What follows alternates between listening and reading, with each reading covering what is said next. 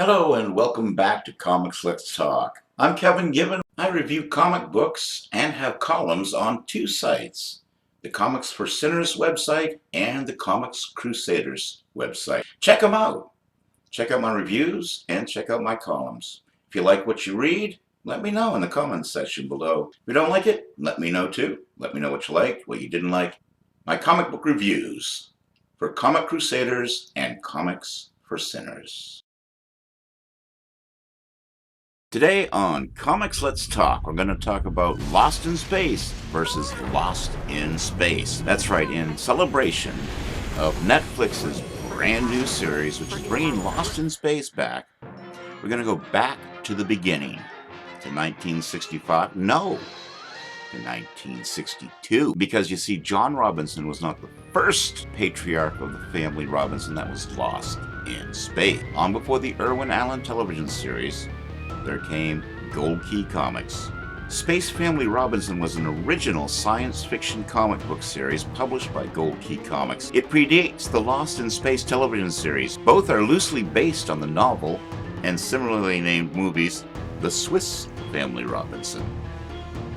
While most fans of the TV series dismissed the comic for not being like the show, smart Lost in Space collectors are beginning to appreciate the historical connection. It also should be noted that while the TV series degenerated into a campy children's show, the comic remained serious throughout its run. From the Lost in Toys website, and incidentally we're using the Lost in Toys website and Wikipedia to talk about this topic today. In issue 14, dated October 1965, a letter appeared in the letter column which mentioned that Space Family Robinson would make a great TV program. The editor's prophetic reply was, "Many things turn up on TV, perhaps Space Family Robinson will too." Significantly, beginning with the next issue, the comic was renamed Space Family Robinson Lost in Space.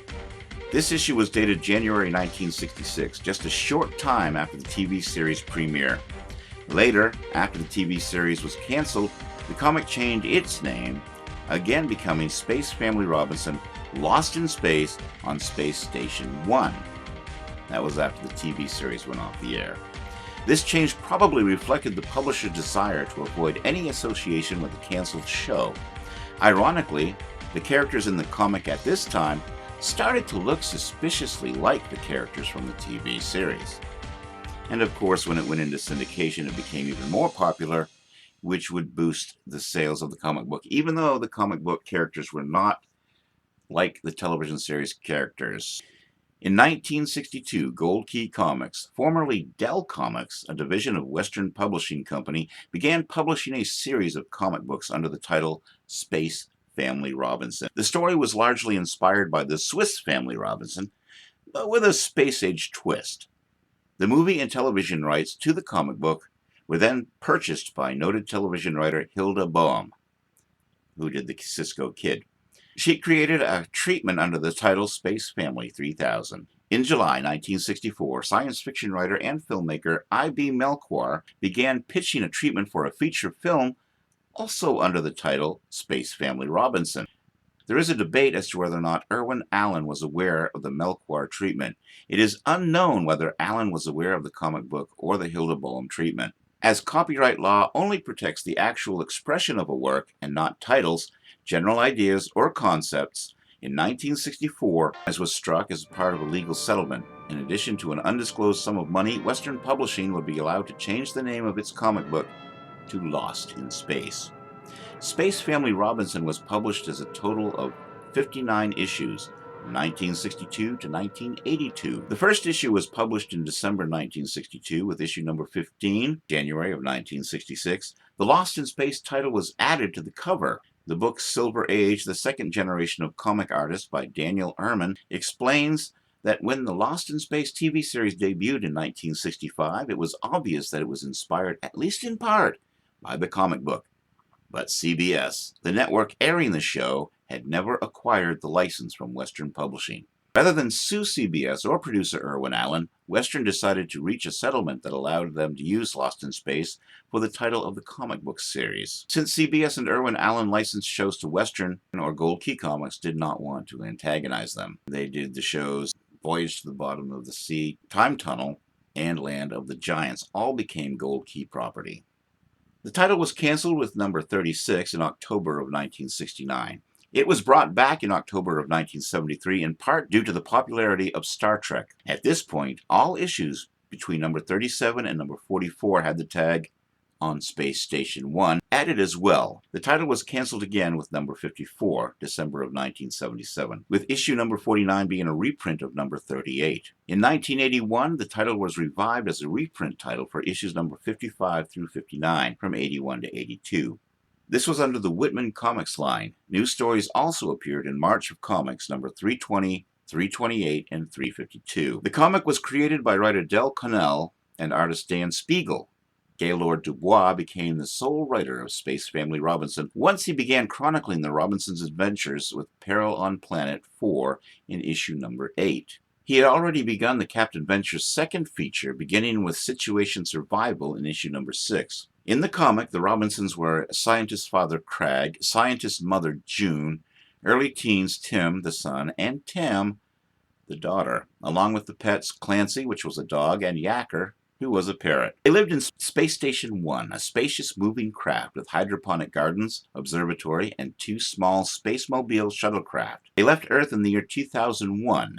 In the second issue, a cosmic storm deposited them far from Earth, and they have adventures while they try to work their way home. A backup series titled Captain Venture and The Land Beneath the Sea ran through issues number 6 through 36 from 1964 to 1969. For some years, the Overstreet Comic Book Price Guide had a notion that famed Disney comic book artist-writer Carl Banks created the series. In fact, Barks did suggest a Swiss Family Robinson in Space comic to his editor Chase Craig in about 1960. But nothing came of it, and the subsequent series was originated by people who hadn't heard of Barks' concept, which would have been more adventure-oriented.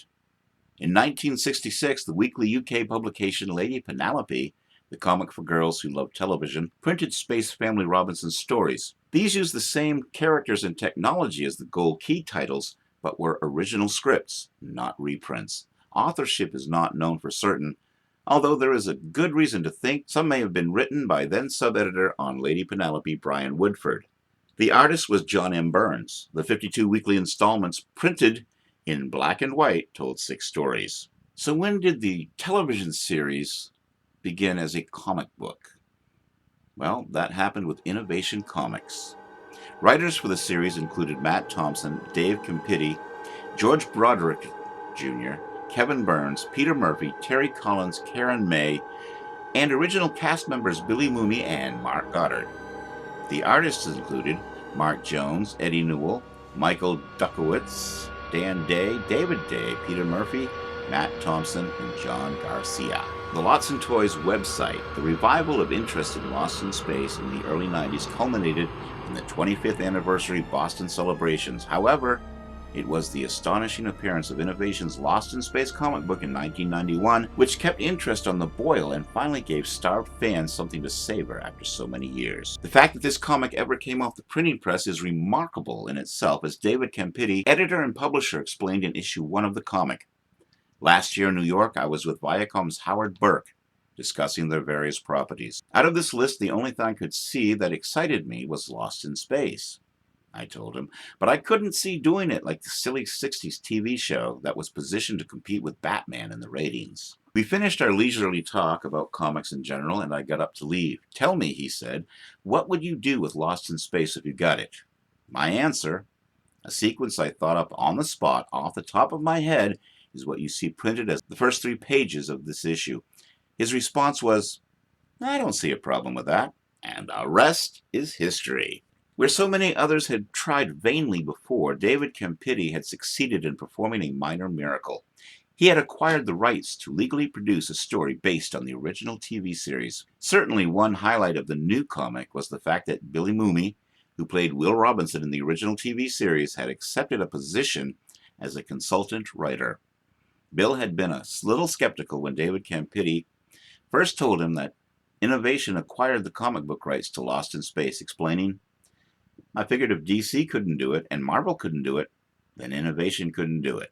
In fact, Bill remained unconvinced until a month later when David Campitti gave him a copy of a signed contract between Innovation Publishing and Viacom.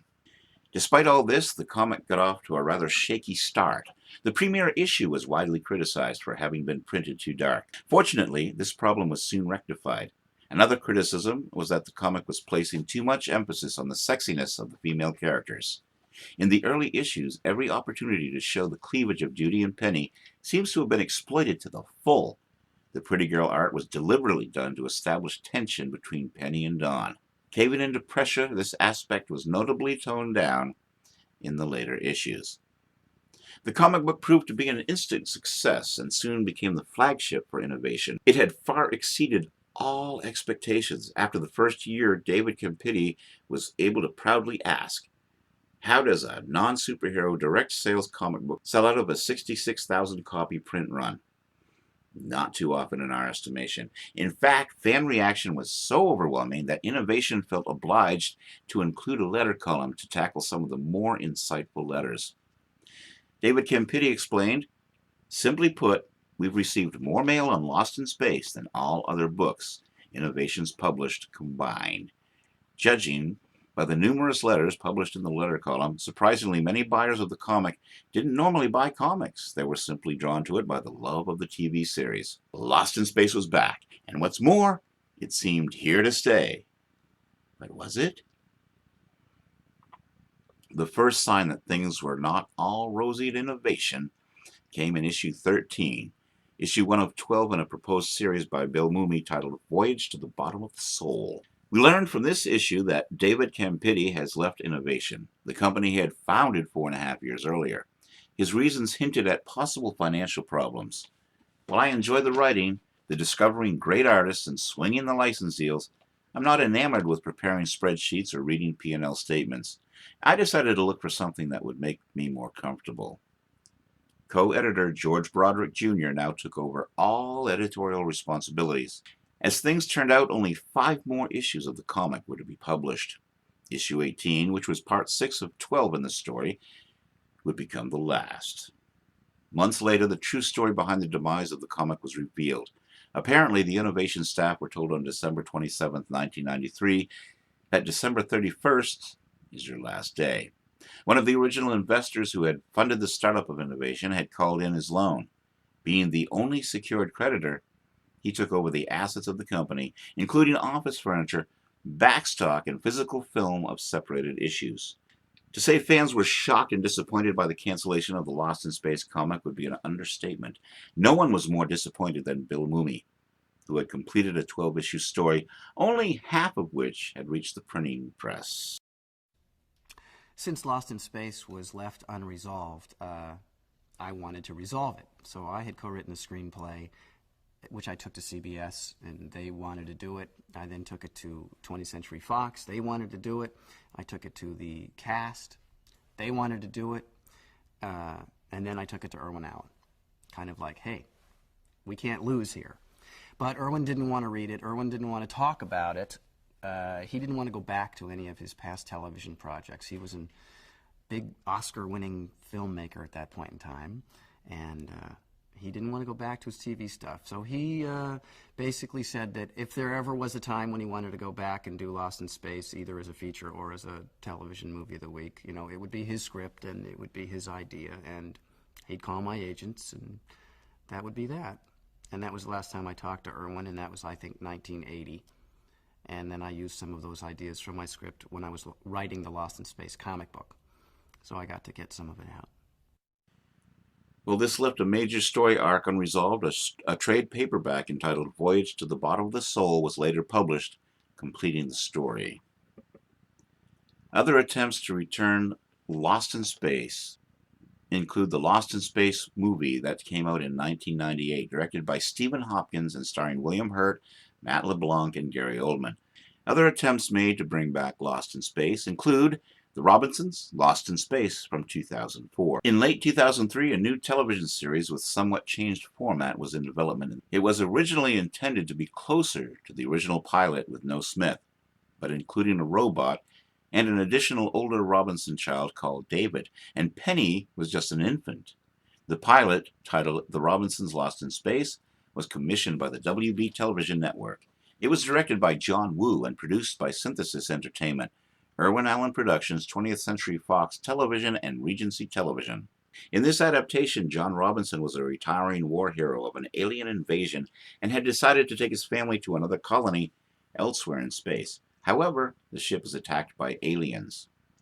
David is lost amidst it all, and the Robinsons, along with Dawn, are forced to escape in the small Jupiter 2 space pod of the mothership.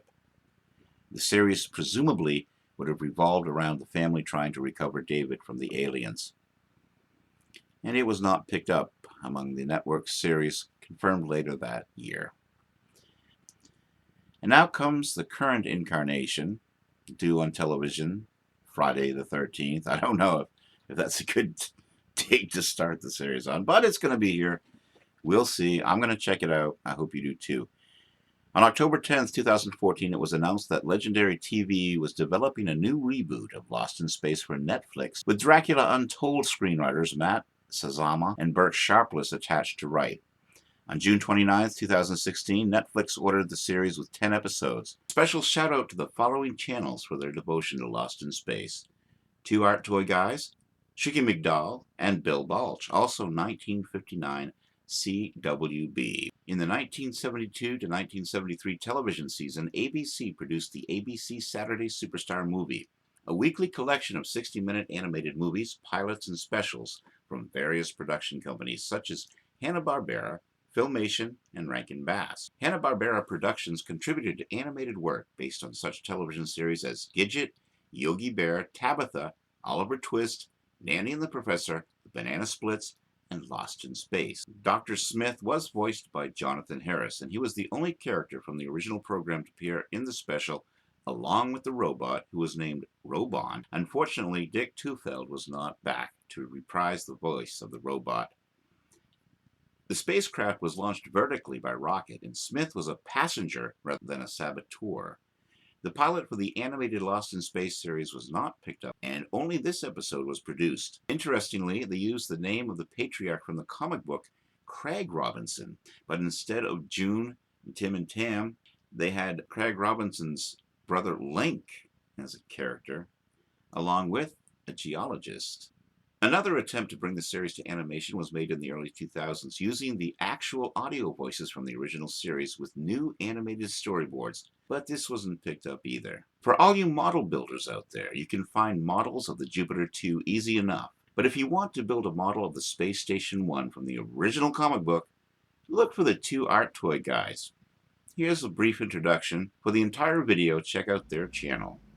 Space Family Robinson, Space Station 1.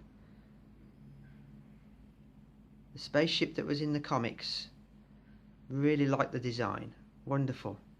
So I've done a model with shampoo bottles, cardboard, plastic domes. Got the little sun decks in there where they grew their vegetation and where they could relax. That's in the bottom of the shampoo bottle, as you can see. Overall, very pleasing shape. Perhaps these could have been a bit wider. In the comics you'll see they're a bit wider than this, but these are the best substitute we could find. Okay, so straight away in issue number 1 of the comic, you can see that the middle part of the space station is an octagon, a symmetrical octagon. Yeah, 1, 2, 3, and then the 2 sides there, 4, 5, 6. So what we're going to do is use 2 of these shower cream bottles like that. They're transparent, so we can put the garden things in the top, the garden rooms, and the rest will cover and paint white and have some cardboard in the middle for the middle section. So this could be a really nice little model. Unusual, eh, Steve? Okay, so this is issue 22, and this has got some nice drawings of the space station in it. Right at the start there, pulling away from an unstable star, and then here some detail of the viewing area under the big dome. There's the telescope in the chair, and you can see the control panels here. So this obviously dips below the flat surface of the horizontal part of the space station. Is to cut the top off the bottle, and then we'll put some little wooden supports or legs inside the bottle like that to put the base onto. Give it some strength. Got a piece of wood here, very lightweight. And we'll cut the shape out of the octagon and put them in round like that. A strip of wood inside the bottle now. Got a screw through there, and then should be able to attach that on like that. And I'll give it some strength then.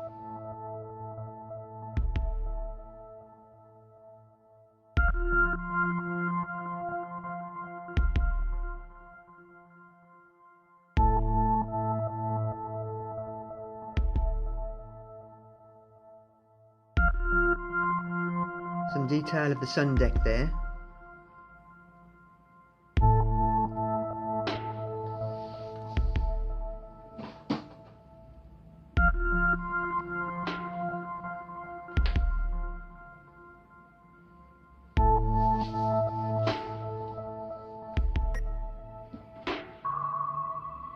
There's an unusual angle of the sun deck.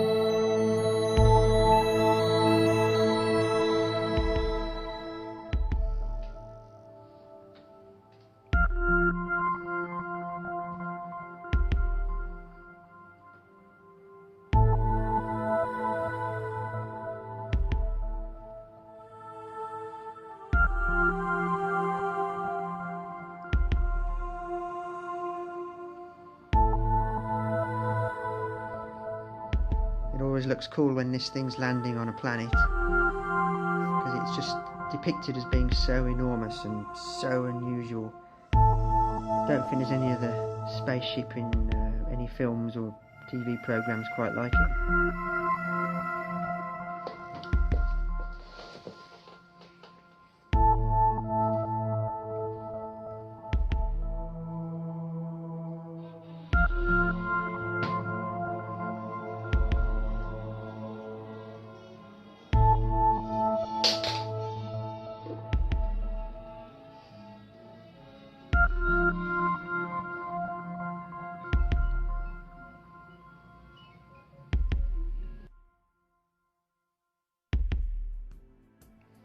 This is issue number 21, and this has got something interesting inside it.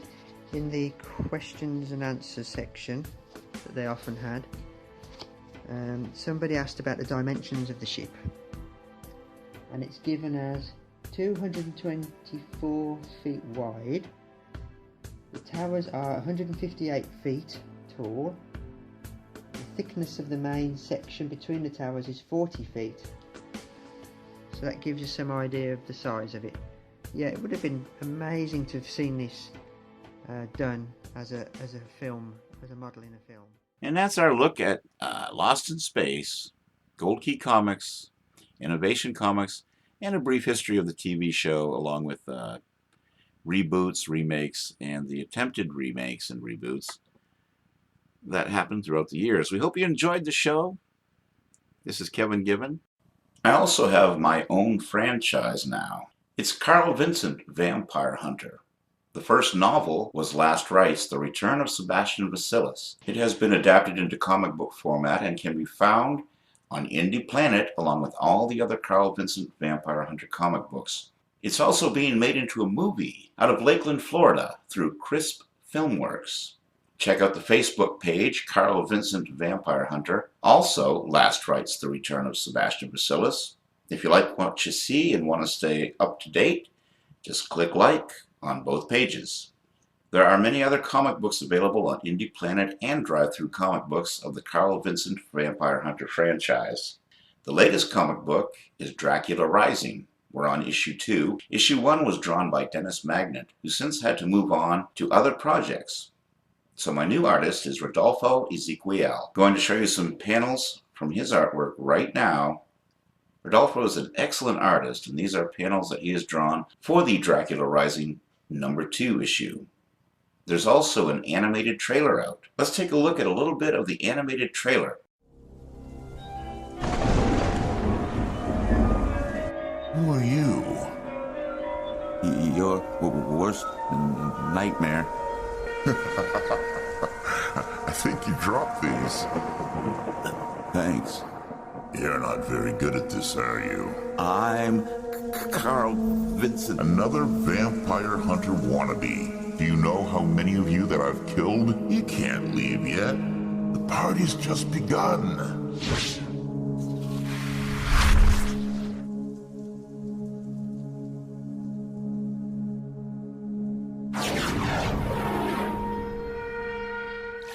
I hope to use this trailer to sell the project to maybe Adult Swim or Cartoon Network or something like that. Hope you come on back next week. We'll have a new show. Until next week, I'm saying have a good week and keep reading those comics.